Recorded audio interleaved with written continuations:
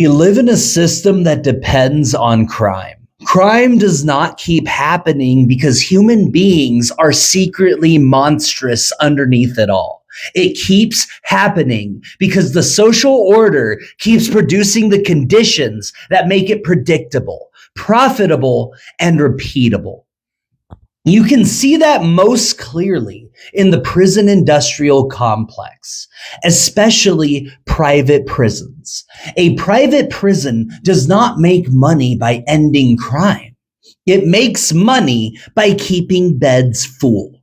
Every failed reentry, every untreated trauma, every person pushed back into desperation, every cycle of release and rearrest becomes part of a revenue model.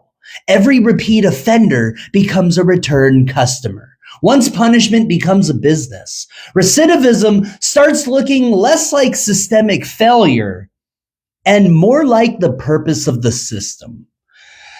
These companies do not just profit from incarceration. They use money flowing through that system, public money, taxpayer money, money extracted from the very society being damaged, to lobby for harsher sentencing, expanded criminalization, detention quotas, and policies that keep more people imprisoned for longer sentences over increasingly pettier crimes. So the public gets forced to fund a machine that turns around and pressures the state to arrest, prosecute, and imprison even more people. Americans are made to subsidize the expansion of the very system that is criminalizing them, their families, and their communities. That is a taxpayer-funded pipeline, straight from societal breakdown to parasitic shareholder return, not justice in any meaningful sense of the word. If we actually want less crime, we have to stop talking about it like it is just an individual moral failure and start looking at the conditions that keep producing it. The sources of crime are not mysterious. They fall into a handful of broad categories: crimes of need, crimes of greed, crimes of passion, and crimes of cognitive divergence. Start with crimes of need. These are the most obvious. People steal food, medicine, money, transportation, or shelter because they need to survive. They do it because access to the basics of life is restricted, rationed, and priced out of reach for countless people. We live in a world where abundance exists, but millions are still denied what they need to live. That is what the system does. Capitalism creates desperation, then criminalizes the desperate for responding to it. Then there's crimes of greed, fraud, wage theft, financial exploitation, corporate abuse, scams, embezzlement, predatory behavior by people who already have more than enough but are conditioned to keep accumulating anyway. This is systemic too. A society organized around competition and hoarding will keep producing people who internalize those rules. Greed is built into an order that rewards accumulation and treats domination as success. Then you have crimes of passion. These are acts driven by rage, jealousy, humiliation, heartbreak, fear, and emotional breakdown. On the surface, they can look purely personal, but they are shaped by the pressure people are forced to live under: financial strain, social alienation, untreated trauma, chronic instability, institutionalized humiliation, and powerlessness all make emotional breaking points more likely. Human beings will always have strong emotions, but a society built on constant stress, insecurity, degradation, and immiseration does not engender strong emotional control and maturity. And finally, there are crimes of cognitive divergence. Fred Reamer classified this last one as crimes of addiction, but personally, I've always felt that label was too needlessly pathologizing. Crimes of cognitive divergence include behavior connected to serious mental health struggles, impulse control disorders, developmental conditions, and personality disorders, and other forms of neuropsychological difference that can produce harmful conduct when left untreated or unsupported. These people are often handled in the dumbest and cruelest way possible. Instead of being understood and treated, they are thrown into cages and pushed through a punitive system that makes everything worse. The deeper issue is that we built a society that responds to dysfunction with punishment instead of care. So when you lay it all out, crime is not one thing. It is a set of behaviors produced by scarcity, hierarchy, trauma, exploitation, and neglect. And that is exactly why the prison industrial complex works the way it does. Because the purpose of the system is what it does.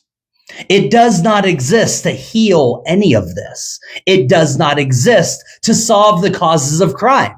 It exists to manage the fallout while protecting the system that creates it.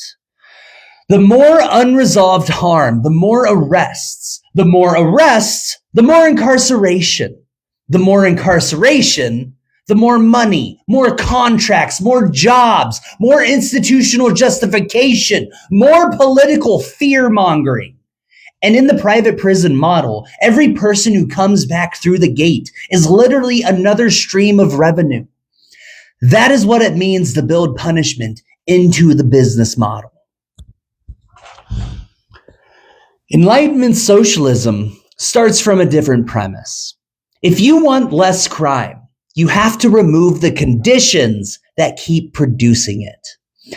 That means ending crimes of need by guaranteeing the basics of life: food, shelter, healthcare, stability. If nobody has to steal to survive, then one enormous category of crime starts disappearing at the root.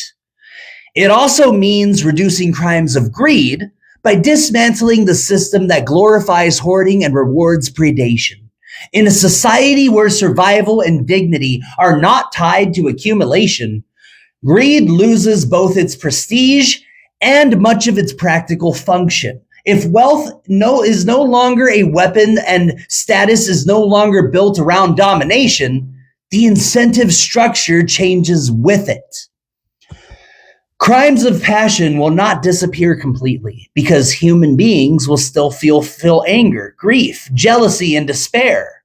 But a healthier society lowers the pressure. It gives people time, support, treatment, and room to process life before everything reaches a breaking point. Conflict still exists. Emotion still exists. But fewer people are living at the edge of psychological breakdown. And crimes of cognitive divergence have to be treated as matters of care, treatment, containment when necessary, and rehabilitation wherever possible. Throwing people with serious psychological problems into cages and expecting them to come out better is barbaric and stupid. A mature society would build systems that respond to these cases clinically and ethically. What does our current justice system actually do? Possewood.